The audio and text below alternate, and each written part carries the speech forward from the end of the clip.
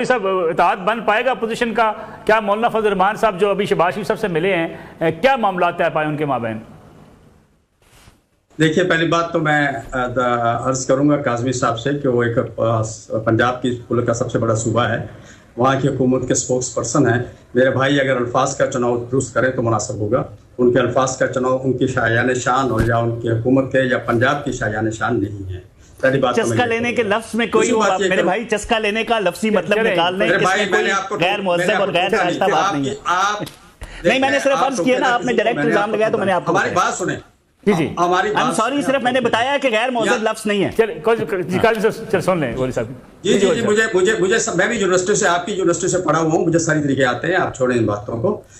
मैं ये अर्ज करना चाह रहा था कि मियाँ साहब तशरीफ लाए थे, मौलाना साहब की तबीयत खराब थी, वो उनकी तबीयत पूछने के लिए तशरीफ लाए थे और उसके दौरान में अमन अमान पे हमारी डिस्कस हुई है।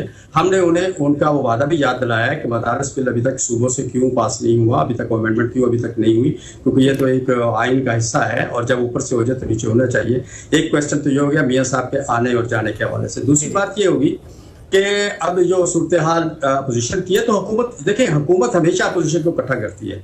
हमारे और पीटीआई के दरमियान में फासले नहीं, पहाड़ हायल थे, वो कम किए हुकूमत ने। हम भी अपोजिशन में बैठे हैं, हुकूमत भी अपोजिशन, पीटीआई भी हुकूमत में बैठी है और हमारे यहाँ फासले डे बाई डे कम हो रहे हैं। हमने इस इत्तेहाद में अभी खदोखाल तय हो रहे हैं। जब ये इत्तेहाद बन जाएगा तो इंशाल्लाह हमने पीडीएम में देखे, हमारे साथ बहुत सा टाइम ऐसा हुआ कि हमारी कई साथी हमें छोड़ गए, पीपल्स पार्टी एक स्टेज पे हमें छोड़ गई थी, लेकिन फिर वापस आ गई। लेकिन जब इत्तेहाद बन जाते हैं तो फिर उनको चलाया भी जाता है, उनको पाए तकरीर तक पहुंचाया भी जाता है। लेकिन अभी तक वो हम उस इत्तेहाद को फाइनल नहीं कर पाए, उसके टीआरओ तय नहीं कर पाए और इंशाल्लाह जल्द अज जल्द मैं समझता हूँ ये इत्तेहाद किसी न किसी तरफ